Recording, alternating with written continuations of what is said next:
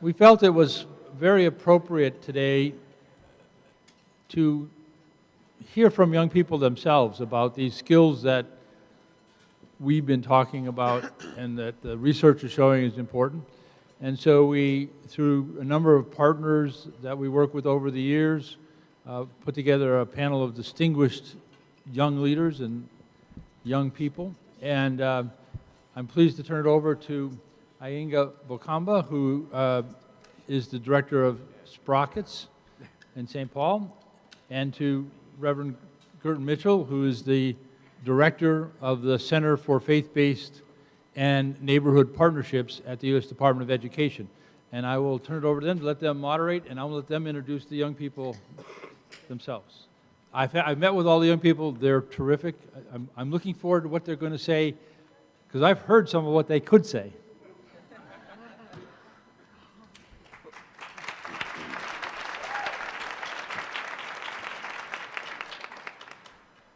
Thank you.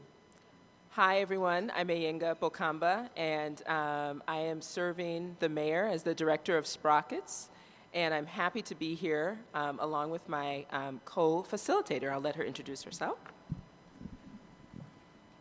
And good afternoon. I'm Brenda Girton-Mitchell, the director of the Center for Faith-Based and Neighborhood Partnerships at the U.S. Department of Education, and our office is one of 13 agency offices that works in the space of making sure that the faith-based community and our nonprofit partners know that we have expectations that they will be involved and are involved in the education space. The other agencies are broad range, and you can check those out on the website, but just for example, the Department of Justice, Health and Human Services, Housing. So 13 major agencies have a faith-based and neighborhood partnership office. And we see that aspect of community building as really important in connecting the dots in no matter what space we're doing our work. And especially celebrate that you have young people, young adults in the room today to be a part of the conversation about how we help inspire young people.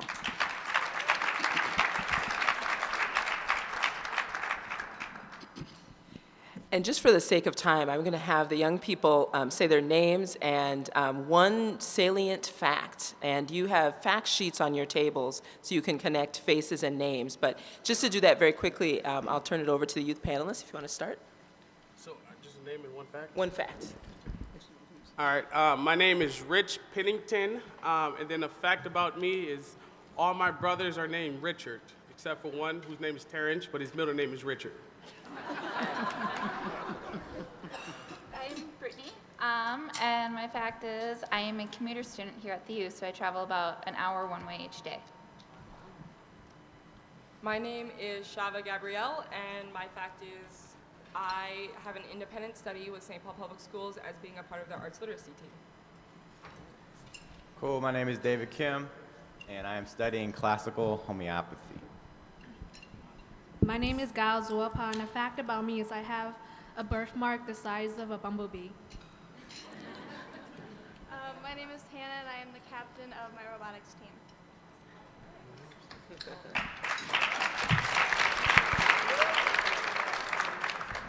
So I'm sure you can see that these young people are very accomplished, and I'd like to compare them to the butterfly. What you see here is fully developed butterflies, and they were once caterpillars. And, oh, you didn't know that? Okay, you knew that. Okay, she's a scientist. And the reason I'm bringing this up is this idea of the transformation that each of the young people has gone through in order to be the leader that you see here today.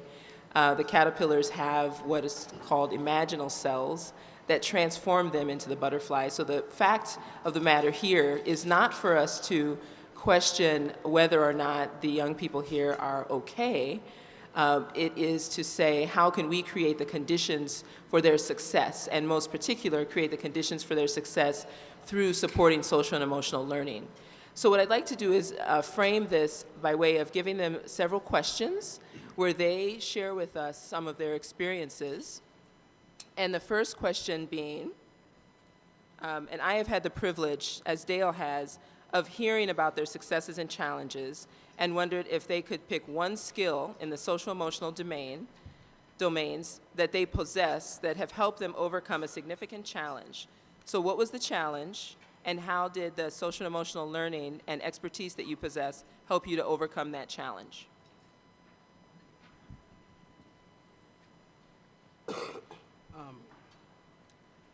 Guess I'll start. The challenge for me was really going and staying not only in high school but also college afterwards. And then the social emotional learning technique that helped me with that was responsible decision making. And really I internalized a lot of feelings about me as a black male that I've heard negatively around, that when I externalized those, I was pretty much acting the way that people seen me. So with that, thinking about more responsible decision making, I was able to stay into high school, go to my classes, and then able to go to the University of Minnesota for 4 years after that.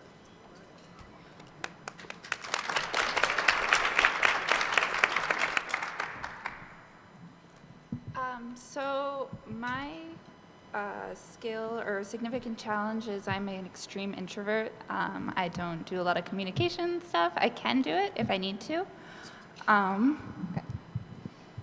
And that was one of the things, is I can self-manage really well. If I need to do something to get something done, I can do it. But something that's helped develop is relationship skills. It's helping me to become better at communicating and getting leadership things across and getting things done in a different way. So I would say one of my biggest struggles in life is time management, or like being able to just like get things done when I'm supposed to get them done, or like I have so many things that I'm doing where I'm just not paying attention to what's like the most important thing on the list. And so like one of the biggest skills that's helped me is just being self-aware and having relationships with other people where they can remind me what I need to do, or where I can be like, gee, I know I'm not going to think to write this paper until the day before it's due, so why don't I just put a reminder in my cell phone and be aware of the fact that that's something that I need to be reminded of.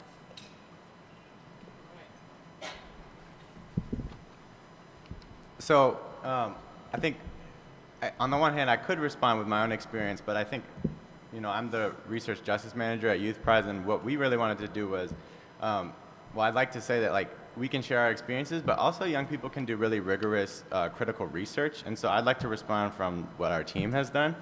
In terms of, we asked these questions to about 70 young people last year using focus groups and interviews, and so I just wanted to highlight a few because that's a lot more people than me.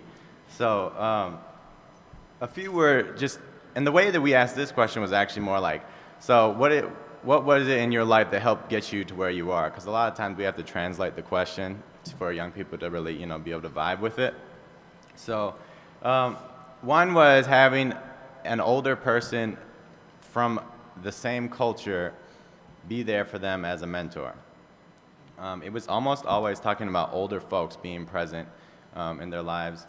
Another was, being able to be critical of mass media. And for some reason, I think the reason is pretty obvious, but young people were saying, we're just overwhelmed by mass media, and we need skills and tools to be able to understand it and critique it and not let our behavior be shaped by it. And then, just another one was having the way that you're measured be relational. A lot of young folks in the group were saying, we feel like young people are measured on a certain scale that is really about extroverts, and no one is really engaged with us on a relationship that will last beyond this interview in terms of how we'll be measured and evaluated. So there's just a couple highlights. So I'm going to share a story of how, of a skill that I've achieved and a challenge that I overcame. So many of the panelists here already heard the story, but here it goes. So my mom was picking me up from elementary school, and she randomly told me, she's like, "Do you know that you're ADD?" we went to the doctors the other day. I'm like, oh, what is ADD? And she was like, you get fidgety sometimes in school, and sometimes you can be aggressive. I'm like, oh, well, I actually saw that as a positive thing, like that's just who I am. That's how I was raised, and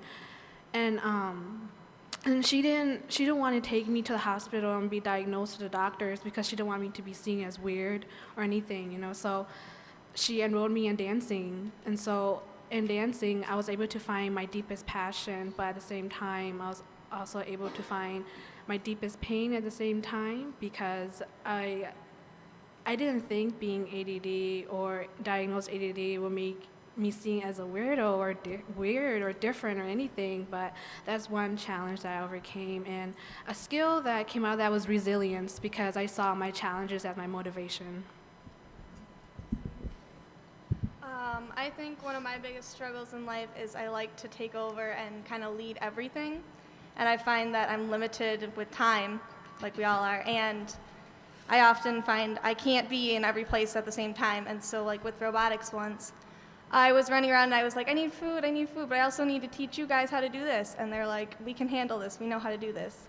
And so they were self-aware that I needed to eat and I needed to handle this and that, and they were like, we can handle this, we can take over.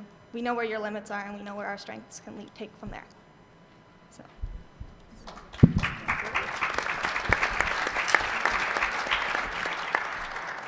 I want to pose the next question, but I just want to give a little background for why I'm asking the question, because I think this is an incredible moment to help demystify something that when you hear social emotional learning, half the people who hear it are going to freeze or turn a deaf ear because it sounds so complicated.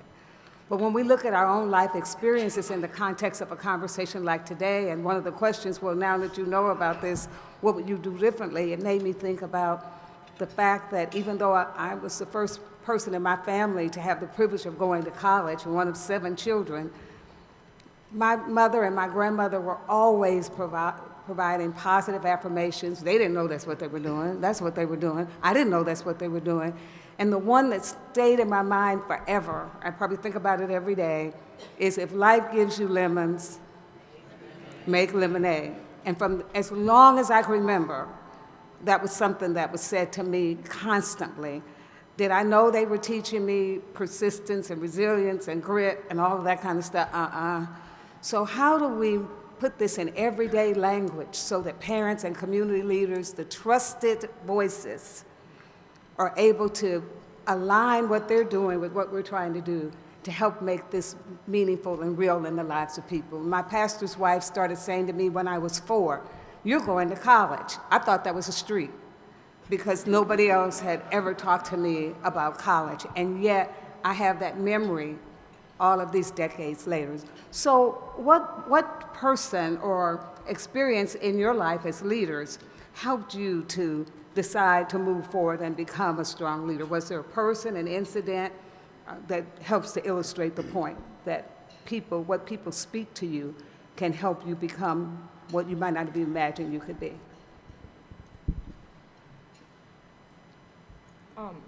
So I'd like to say, I think it's really interesting, the metaphor, if life gives you lemons, make lemonade, because you can't make lemonade if you don't have a pitcher, water, and sugar too, right?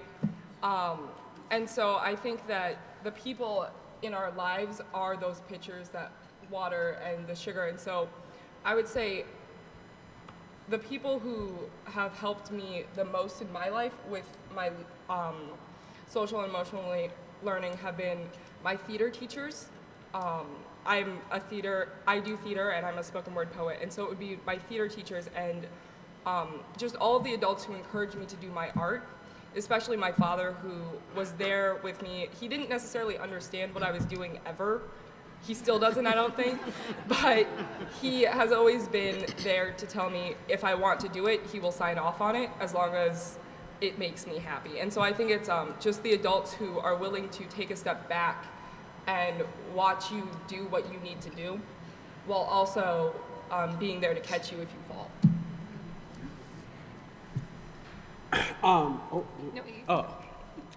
For me, one of the big places and people that really helped me, being that I heard family a lot telling me like you can beat somebody, you're smart, stuff like that. But in my head, I was like, well, you love me, you have to say that. You're not gonna tell a loved one that. So for me, being how like I was internalizing all those things I was hearing, I was homeless at a point, and there was a really big point where there's somebody that I had a knife held to my throat, and somebody told me I should slit your throat so there'd be one less nigger in the world. So really, once I started a job at the KAYC, or the Kennedy Anderson Youth Science Center, and somebody who I call my work father, but my manager, one of the biggest things he did to help me was create a safe space to fail.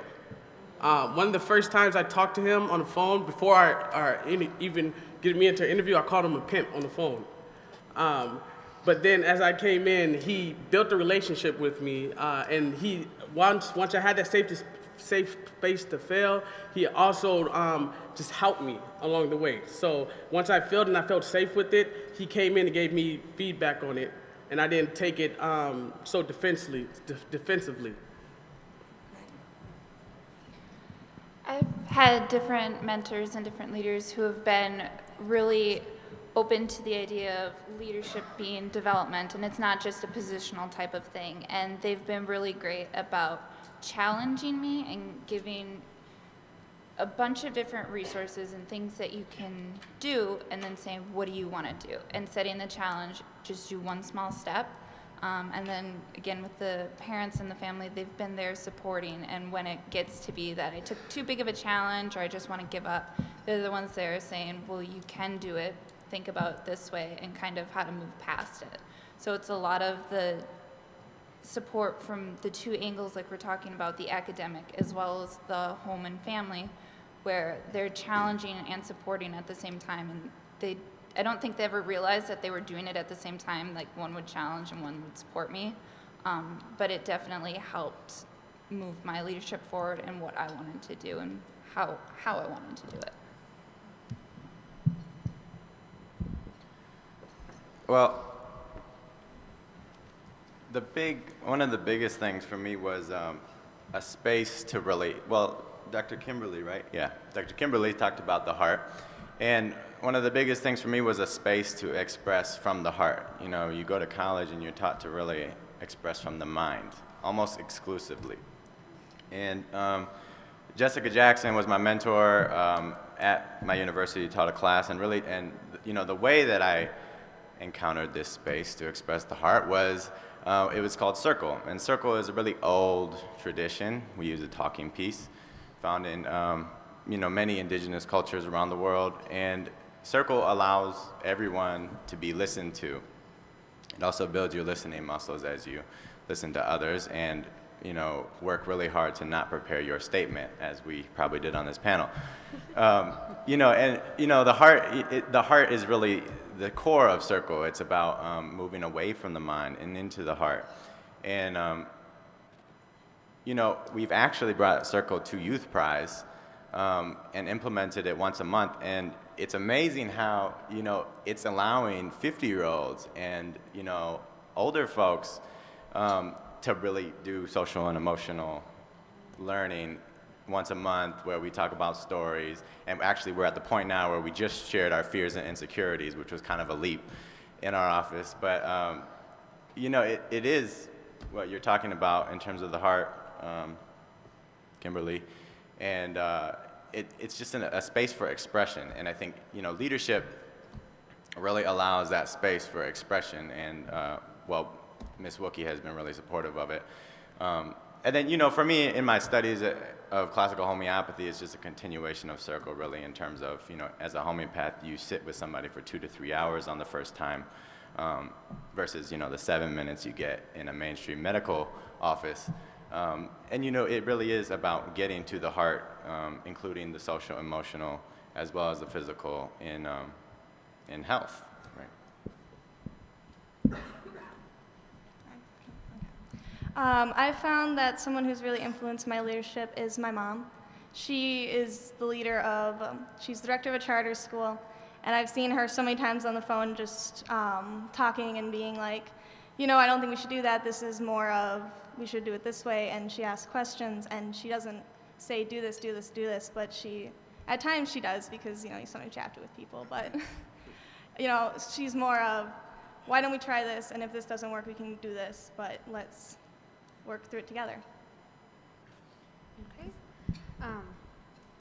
Those who have inspired me, or how I see my mentors, are those who I'm grateful that I will never meet, the people that I will never meet, even those who are, if you guys read the book, The Bucket Dipper. So those who are like bullies and they try to dip in my bucket to bring me down, those are my mentors, and I see them as inspiration for me because I can keep going, and I can definitely see myself achieving opportunities for myself. And also those who will fill my bucket, those who will support me and bring me happiness. So I see my mentors as both bucket dippers and bucket fillers. And a prime example I'll definitely see is my father. And he is absent in my life, and he's been a negative influence in my life. But I tell people that even if he's really negative in my life, he has taught me so many things. He has taught me resilience. He has taught me how to survive in life. He has taught me so many things that no one will ever think because they're always focusing on the negative connotation. But he has built me to be the kind of person I am today, and to inspire young women out there, young women of color out there, to achieve their goals. So that's how I see my mentors.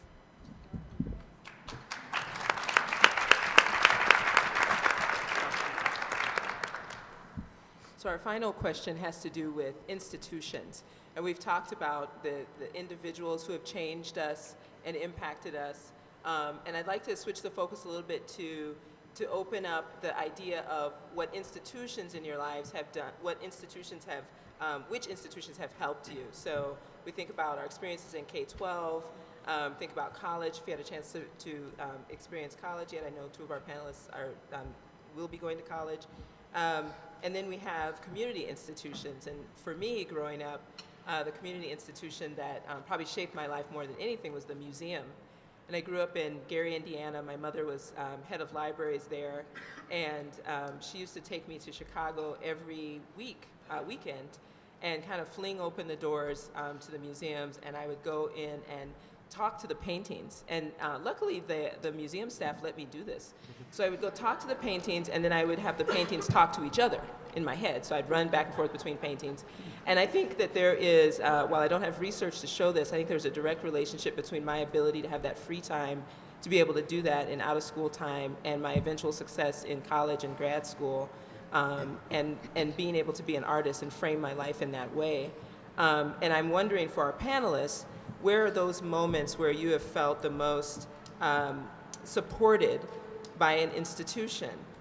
Which institutions helped you gain these competencies that you're speaking of? And what specifically did they do to help you gain these? And how can institutions support the development of social emotional learning for students who are going through the systems in the future?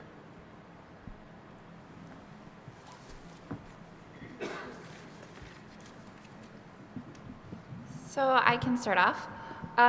So the institution that helped me really develop the competencies would be 4-H. I started out as a horse project student, and they really helped me learn self-management and responsibility. Taking care of an animal, and a big animal, is a lot of work. So that really started off the pathway. And then a program that I've had in college has been our Dean's Scholars Program in the College of Biological Sciences. And it's really turned my thinking off of just me and onto back to the community. A lot of self-awareness, citizenship, how do I want to change the world, and how do I use the tools and resources that I've gained over the past years to create that change.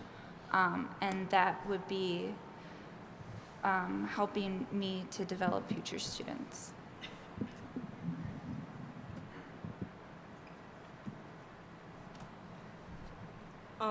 Okay, so when I was a freshman in high school, I came home from school one day, and there were all of these people sitting on my front porch.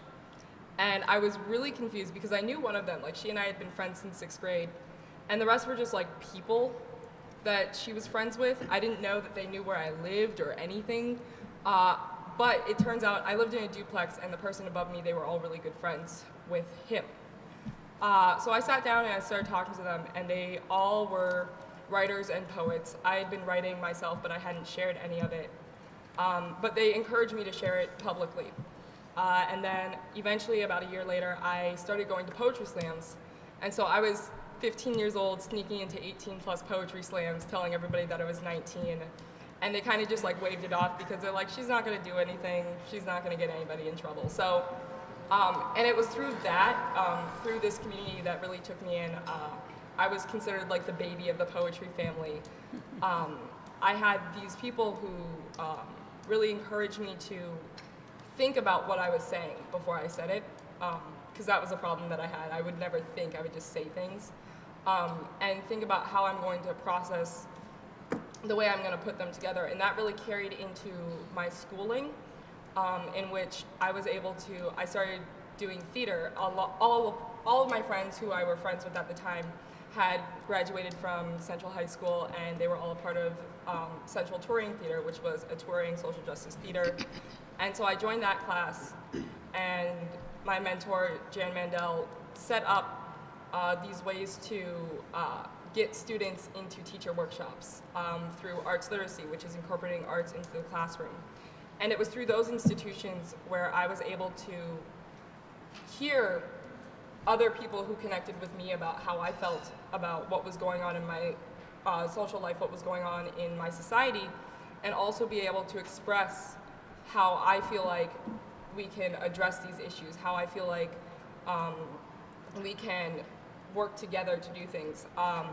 And through that, now I'm going to teacher workshops, and I get to sit in on the teacher workshops, and I get to share with teachers how other students feel and how I feel, and I get to be that bridge between that. And I think definitely the arts and also just good teachers, like really good teachers, are what are the institutions that supported me to be able to even be able to speak in front of you guys today.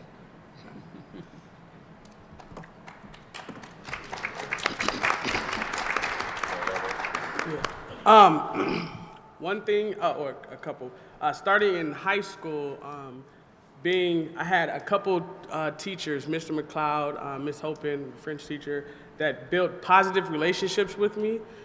Being from, after I started in 9th grade, I kind of went down here from there. I started ditching school, I was failing classes and stuff like that. So I was seen as this problematic, troubling black child that these teachers took the time out to get to know me personally. And it was those teachers that pushed me and that advocated for me when I was trying to get into other classes that I wasn't able to get into because I didn't look smart enough, I guess. That they was able to talk to the teacher or talk to the counselor and letting them know that to give me a chance, to let me try it. Also, the Kitty Anderson Youth Science Center, which is the big group of people right there, Miss Ayana, Joey, Robbie, Miss Anika, everybody at the YSC has supported me more than I supported myself at times. They believed in me and they pushed me harder than I most likely would have pushed myself because they took that time to create that community space where they got to know me, as well as value me as a person, and to figure out what goes on in Rich, what is Rich. Ask me daily things like, how are you doing? How's your, stress level? How's that being managed? Do you need any extra support or help that I can do to help make that easier for you? So in that aspect, and then also in college, one of my professor, William Goodman, the first class I had with him, he cried. So it kind of threw me off at first, because one, I never really seen that many grown men cry, and two, I've never witnessed a teacher cry in class. So, but he supplied us that space to be able to be emotional, to bring ourselves, because up to this point, I was really battling with, showing that emotional part of me, being from where I come from, as a black male, you shouldn't show your emotion. You're supposed to be strong. You're supposed to be powerful. You're not supposed to be weak. You're not supposed to, have all these built up emotions inside you. So in that class, to see that happen, it really freed something inside of me. So.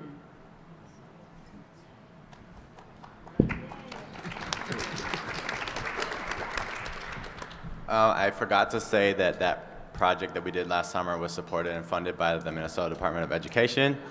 I gotta say that in public because this is part of being a young, person working in the research field, is that you gotta learn how to credit people and cite sources and all this amazing stuff. So I wrote that down. Anyways, okay. So it's funny because a lot of the leadership development or personal holistic development for me came through in contradiction to institutions, which I think happens a lot. I think there's some amazing institutions that do support, but for me it was really going to Bethel. I think we had a lot of issues at Bethel going through there as young folks of color, as women, as LGBTQI folks, and it was really hard. So one of my favorite memories was standing outside the chapel in a circle of 40 students and staff protesting some of the curricular policies and having the admissions people bring a little group of students down to see the school, and the look on their faces was like, I don't even know what is going on here. But, and they were really amazing people too, that we got to, some of the people there, and then, a lot of the people there. But, our group is still together. The people who were doing that back with freshman year, 9 of us live together now. And, there were really amazing people along the way who were there for us and just encourage us to question. And so in terms of institutions, I think it's really important. There's institutions like the Science Museum, like Youth Prize, like Minnesota Youth Council, I think, that they're not just about including young people, but they're about centering young people. And I think a lot of the discourse these days is about including young people, having them on your brochure, or including them on a certain, event. But all that really leads to is representation versus if you center young people, it really transforms the entire organization. And I think a lot of the times we are about the politics of representation and inclusion rather than transformation, which requires centering young people. And so at Youth Prize, it's pretty amazing. It's not like we don't have issues, but we are really developing an institution in the research field, which is a young research team. There's 4 of us now. There will be 6 at the end of the year, but we're building kind of an entrepreneurial arm of Youth Prize that is about research, but it's centering young people who may not have a degree, who may not be trained in research from a traditional perspective. But what we're saying is that if we center young people and really unlikely young people in the research field and build an institution that is led by young people, then we will be able to transform the larger field of research in Minnesota and perhaps beyond. But, and that's really, it transforms it because we bring our experiences with the institution of research and we center a different framework, and we center the heart in research, and we sit with young people as friends and peers, and they know that we'll probably see them again. So we really felt the research process was extractive prior to forming our team, and we really spent a lot of time thinking about how we could develop an institution that would transform that into something that was relational and life-giving, So we've done a lot of projects, and apparently the demand for youth-led research is very high. So, we're doing work with government agencies and organizations, but then we're also using that income to support young groups of researchers who probably wouldn't get that McAllister Summer Research Grant, and to do research on how to transform their communities, not just, research for a report, but how to transform their communities. And what are the possibilities and the feasibility of those solutions? And that's what we really feel research can be about. We use a framework of research justice that puts the people most impacted at the center of research. And we really want to transform the research field in Minnesota. So that's what I'm trying to say, is that if you center people, I think it makes a big difference in the institution versus just including.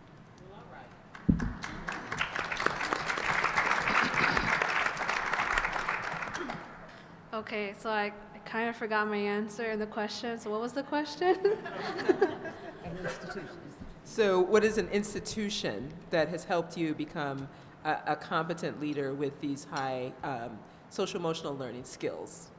Okay, so I am an alumni for the Youth Leadership Initiative Wilder Foundation, And before that, I was always so hesitant to raise my hand up. And then I had a mentor in that program who taught me confidence. And I realized that maybe I was always so hesitant to raise my hand up in class was because maybe I'm afraid of the wrong answers.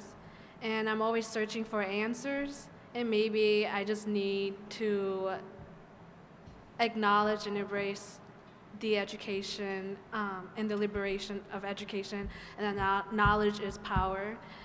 So the Wilder Foundation, I was a part of many student lead organizations in high school, but none of the organizations really made me feel I was passionate about being a leader or even understanding my own leadership style. So with this program, their emphasis was on leadership, but the biggest component was their aspect of culture and how important culture was.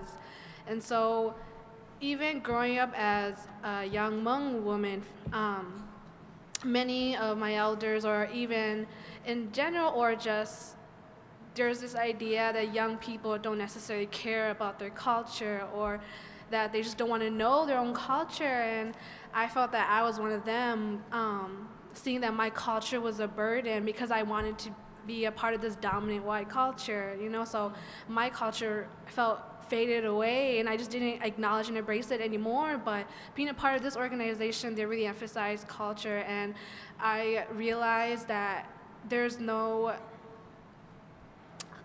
definition to what being Hmong is. There's no definition of being white. There's no definition of being black. Those are just stereotypes, and taught me that what makes me Hmong, or what makes us white or black or other ethnicity, is the memories that we share and the history that has been passed down to generations. So culture was a big piece of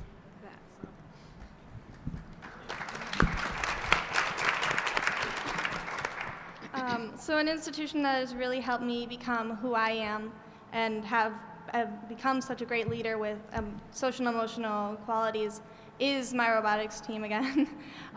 It's such an amazing program, and I would never thought of myself as a leader until I showed up and I was saying stuff like, oh, we shouldn't do it that way, we should do it this way. And they're like, they were just sitting around and they weren't like doing anything. I'm like, guys, come on, let's get moving, let's do this. And they're like, you're kind of a great leader. I'm like, well, thank you. And then the next year I came back and they were like, we want you to be the captain, you're such a good leader, we want you back, and we love you. So they've really supported me and helped me become a great person.